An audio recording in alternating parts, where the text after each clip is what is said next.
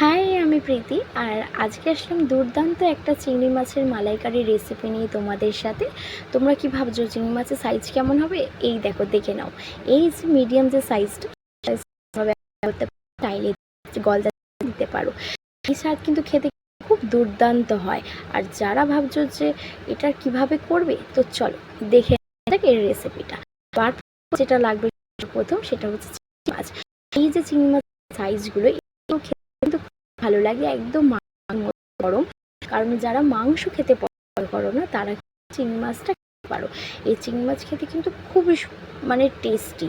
আচ্ছা, এই চিংড়ি আমি কিছু জিনিস দিয়ে ম্যারিনেশন করে রাখবো, যেটা হচ্ছে সামান্য নুন আর সামান্য হলুদ আর একটু সামান্য কাশ্মীরি লঙ্কার গুঁড়ো, যেটা দিয়ে তোমরা মিনিট 10 বা তারও বেশি ম্যারিনেশন করে রেখে দেবে। রেখে দেওয়ার পরে যে কাজটা হচ্ছে আমাদের থাকে, সেটা হচ্ছে চিংড়ির মালাইকারির জন্য যেটা সবথেকে গুরুত্বপূর্ণ, সেটা হচ্ছে কিন্তু নারকেলের দুধ। তো ফার্স্টে আমি গ্যাসটাকে অন করে নিয়েছি। এরপর আমি তেলটা দেব, তেলটা দিয়ে আমি তেলও গরম করে নিয়েছি। তেল গরম হয়ে গেছে কি করে বুঝবে? এই যখন ভুজবুড়িগুলো তেলের মধ্যে কাটবে, তখন বুঝে যাবে তেলটা গরম হয়ে গেছে। তো আমি চিংড়ি মাছগুলোকে দিয়ে দিলাম। একটু ছিটেফোঁটা লাগছিলো বলে আমার খুব ভয় লাগছিলো, বাট এই যে ভেজে নিয়েছি। আর তার জন্য নিয়েছি আদা রসুন বাটা, কাঁচা লঙ্কার গুঁড়ো, আর এখানে একটা জিনিস নিয়েছি, দই। দই হচ্ছে 100 গ্রাম মতন দই নিয়েছি। আর অনেকটা ছিল, 600 গ্রামের মতন বেশি ছিল, সেই জন্য আমি দই নিয়েছি 100 গ্রাম। তোমরা চাইলে 200 গ্রাম দেবে বা 300 গ্রাম দিতে, ঠিক আছে। আর দইয়ের সাথে আমি টেস্ট বাড়ানোর জন্য আমি যে জিনিসটা দিয়েছি সেটা হচ্ছে মুড়ি। আর একটা জিনিস তোমরা হচ্ছে সর্ষে দিয়েছি,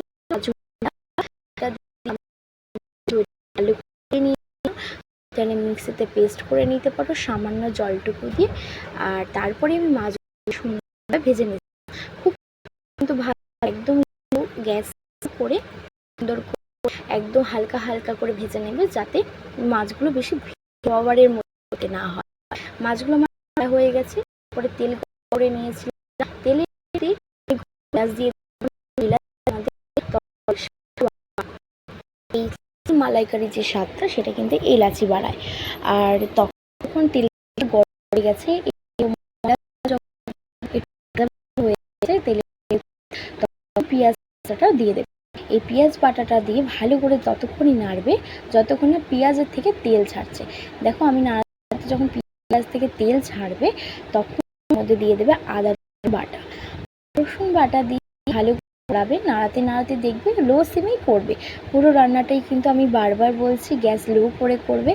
তারপরে আমি দিয়ে দিয়েছি এর মধ্যে, দেখো, আদা বাটা, কাঁচা লঙ্কা বাটা দিয়েছি। ভালো করে নাড়িয়ে নাড়িয়ে নেবে যতক্ষণ না এটা ভালো করে একটা রং আসছে। আর এর মধ্যে দুটো মশলা মশলা হচ্ছে হলুদ আর এই দুটো অ্যাড করে, এর থেকে এই দুটো এই মালাইকারি একদম পারফেক্ট একটা। তো আমি করে নিয়েছিলাম, তোমরা চাইলে একটু মিষ্টি দিতে পারো কালারের জন্য, একটু কালার আসে। আর তোমার স্বাদ মতো করে না, যতক্ষণ দেবে না ওটা থেকে তেল ছাড়ছে ততক্ষণ অবধি। এই যে তেল যখন ছেড়ে গায়ে থেকে, তখন তোমরা অ্যাড নেবে আমি যে তৈরি করে গেছিলাম দইটাকে, ফেলে ওর মধ্যে মৌরি নিয়ে নেবে। মৌরিটাকে ভালো, মৌরি, কালো জিরা কেটিয়ে নেবে, মিক্সিতে আগে পেস্ট করে নেবে। এখানে দইটা কেটিয়ে নিয়েছিলাম, আর মিক্সি ছিল না। আর মৌরি আর এখানে কালো জিরে বলছি, কালো জিরাটাকে আমি করে গেছি। এর মধ্যে নিয়েছিলাম দইটাকে, যেটাকে ফেটিয়ে নিয়ে ভালো করে করেছিলাম মৌরি। এটা কিন্তু তরকারির মধ্যে যে মালাইকারির যেটা গন্ধ, সেটা যে এটা টেস্ট আরো কিন্তু বাড়ায়। তোমরা দিয়ে আমাদেরও টেস্ট বাড়াবে, ভালো নাড়তে তখন মধ্যে মাছগুলোকে ভালো করে ভালো করে মতন ভালো করে একটু নাড়ানো চাড়ানো করানোর পর ওর মধ্যে কিন্তু অ্যাড করে দেবে তোমরা নারকেলের যেটা আগে রেখেছিলাম। নারকেল যখন নারকেল রেখে দিয়ে তখন একটু গরম নেবে। ওই গরম জল নারকেলের মধ্যে রেখে কিছুক্ষণ ভিজিয়ে রাখবে, দেবে ওখান থেকে অটোমেটিক্যালি দুধ বেরিয়ে আসে। তারপরে কি করবে, একটা ছাঁকনি নিয়ে নেবে, ওই ছাঁকনির মধ্যে বা একটা কাপড় নিয়ে নেবে, তার মধ্যে ওই ভেজানো যে নারকেলগুলো ছিল সেগুলো দিয়ে তোমরা ওটাকে জলটাকে বার করে নেবে, নারকেলের দুধ বার করে নেবে। দেখো আমি চিংড়ি মাছগুলোকে দিয়ে দিয়েছি, দিয়ে এটাকে ভালো করে নাড়িয়েছি। 2-3 মিনিট নাড়াবে, খুব বেশি নাড়াবে না, মশলাটা না যায়, মশলার স্বাদ থাকে যাতে, সেইভাবে দেখবে এটা খুব সুন্দর গন্ধ বেরোবে। ঠিক আছে, তখন কি তুমি যখন দেখবে সুন্দর একটা গন্ধ বেরোচ্ছে তখনই তুমি নারকেলের দুধটাকে অ্যাড করে দেবে, দিয়ে কিছুক্ষণ ঢাকা দিয়ে দেবে। ঢাকা দেওয়ার পর ভালো করে নাড়াবে, 2-4 মিনিট নাড়ানোর পর লাস্টে একটু নুন অ্যাড করে দেবে। আমি ওটা ভিডিওটিতে দেখাতে পারিনি, কিছুটা নুন অ্যাড করে দেবে। দেওয়ার পর ওর মধ্যে সবার লাস্টে যেটা অ্যাড করতে হবে সেটা হচ্ছে গরম মশলা আর ঘি। এটা কিন্তু দিতেই হবে, এটা ছাড়া কিন্তু মালাইকারি অসম্পূর্ণ।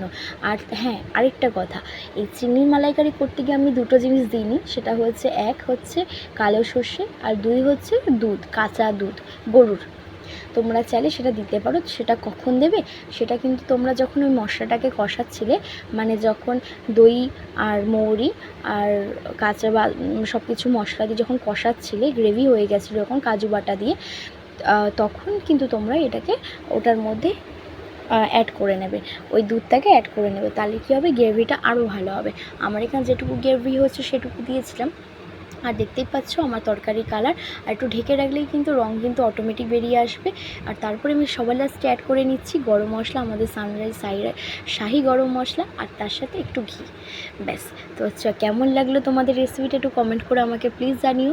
যদি তোমরা আমাকে এই রেসিপিটাতে খুব ভালোবাসা দিও, তাহলে আমি নেক্সট টাইমে আবার কোনো একটা রেসিপি নিয়ে তোমাদের সাথে হাজির হব।